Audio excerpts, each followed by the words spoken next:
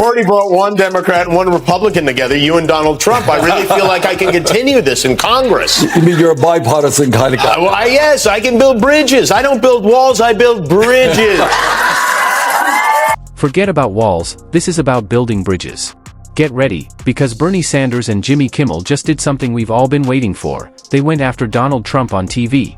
Picture this, Bernie, with his no-nonsense style, and Jimmy, armed with his quick humor, taking turns roasting Trump. The jabs were sharp, the reactions priceless, and the whole thing was so entertaining, it'll keep you hooked. You won't want to miss how it all went down. State poll, Bernie Sanders does often a lot better against Donald Trump than does Hillary Clinton. Just here in California, a poll came out yesterday. She was ahead of him by 10 points. We were ahead of him by 19 points. There was a national NBC poll, nationally. She was ahead, I think, 3 or 4 points. We were ahead 15 points. So I think if the Democrats want the candidate who is most likely to defeat Trump and beat him badly, I think you look. When Bernie Sanders and Jimmy Kimmel took on Donald Trump on TV, it wasn't your typical late-night comedy sketch, it was a full-on roast. This was Trump up against two of the sharpest voices in politics and entertainment, and let's just say, it got intense. Sanders came out swinging, throwing tough punches, while Kimmel hit back with his trademark sarcasm. The result? A showdown that had the audience, and the internet, talking nonstop. It was a spectacle of epic proportions. As for Pete Hate, well, I believe he wasn't drunk when he... I believe that Pete Hegseth wasn't drunk when I believe he was perfectly sober when he made this idiotic mistake. Pete Hegseth and Mike Waltz have said and done so many stupid things this week, Trump might have to start calling them Eric and Don Jr. The President Trump, hasn't fired anyone. He hasn't disciplined anyone. In fact, he's calling it a witch hunt. And he's blaming it. First, he blamed it on the reporter. And when that didn't work, he blamed it on the app itself. I don't know that Signal works. I think Signal could be defective, to be honest with you. And I think that's what we have to, because you use Signal and we use Signal and everybody uses Signal, but it could be a defective platform. And we're going to have to find that out. Right. Maybe one of the wires came loose and the gasket got cracked. Blaming Signal for this is like blaming Tinder when you get caught. Let's start with the jaw-dropping moment when Bernie Sanders took aim at Trump's not-so-hidden admiration for Vladimir Putin. You might think that's not a big deal, but Bernie went straight for the jugular. He tore into Trump for endlessly praising the Russian president while trashing Ukraine's leader.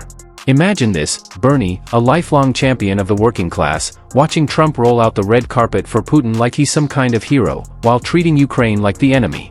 The hypocrisy was hard to miss. One of the very big lies that Trump said recently regarding the war in Ukraine. Earlier this week, the president said that Ukraine started the war. Trump said that Ukraine started the war. Really?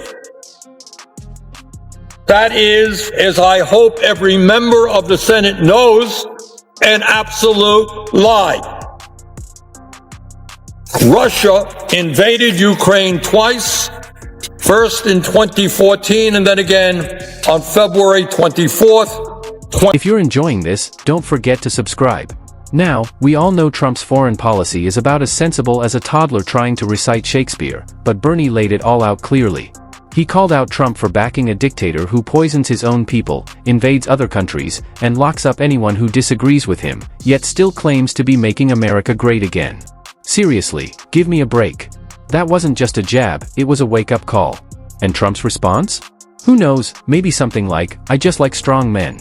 Because, apparently, nothing says leader of the free world like idolizing a guy like that. Everybody for joining me to discuss a very, very serious issue. Yesterday, we witnessed an extremely sad moment in American history. We saw the President of the United States aligning himself with the dictator of Russia, Vladimir Putin, to undermine the independence of Ukraine and its democracy. Let's be clear.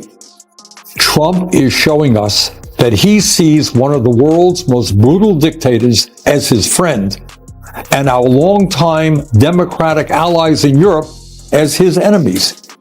He wants a world that is safe for authoritarians and oligarchs, but extremely dangerous But Bernie didn't stop with Trump's questionable foreign policy. He went straight for the heart of Trump's entire operation, turning the US into an oligarchy. While Trump has been busy making deals with billionaires and cozying up to the ultra-rich, Bernie wasn't holding back. He made it clear, Trump isn't just a bad president, he's the perfect example of what happens when you give a billionaire the keys to the White House, hand him a golden spoon, and let him feast on the very people he promised to serve. Brutal, but spot on. A message for Mr. Trump. And that is, we will not allow you to move this country into an oligarchy. Bernie, always the champion of the people, sees right through Trump's game.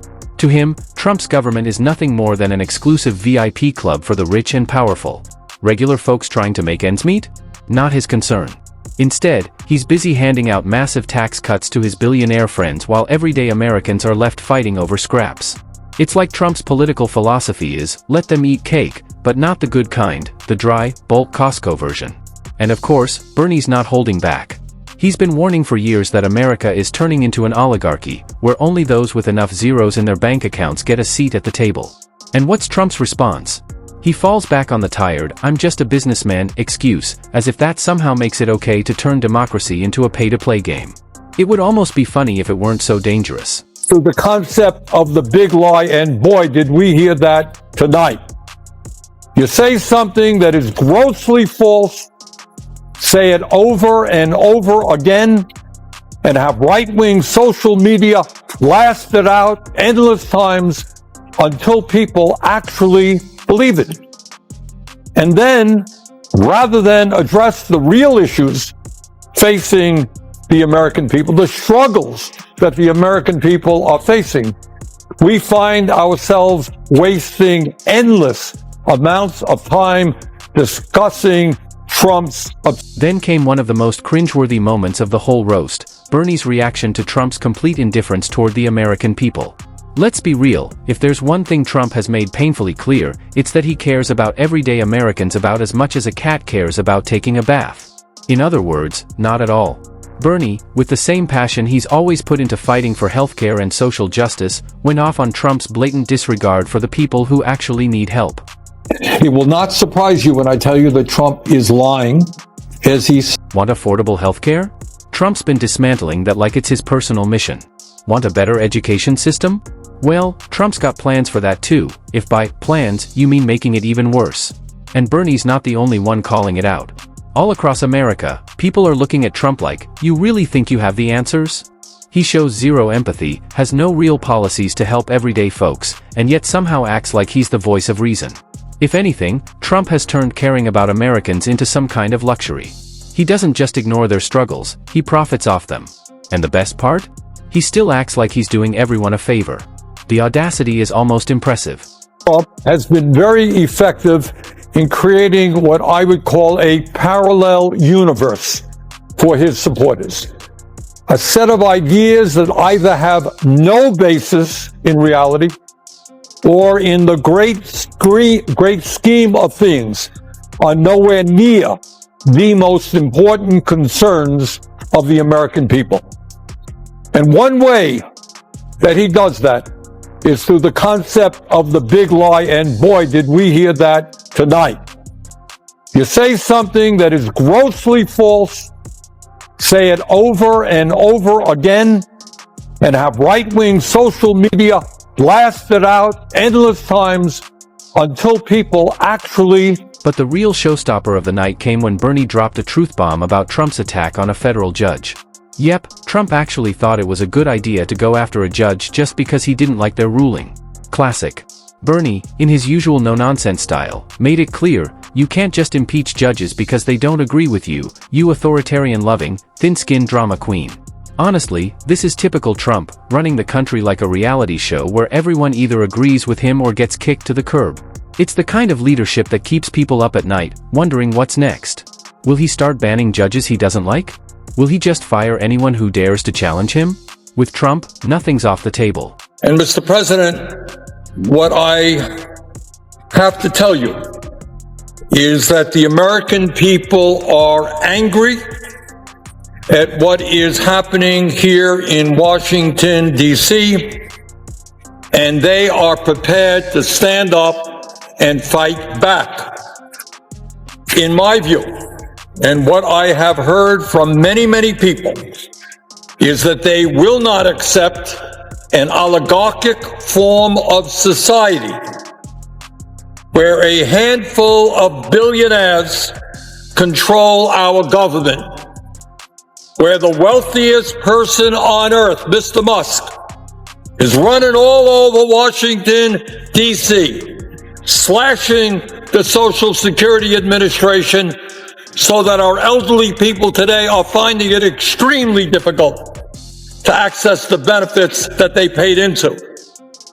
Where Mr. Musk and his friends are slashing the Veterans Administration so that people who put their lives on the line to defend us will not be able to get the health care that they are entitled to or get the benefits that they are owed in a timely manner. Slashing the Department of Education, slashing USAID. And why is all of this slashing taking place? It is taking place so that the wealthiest people in this country can receive over $1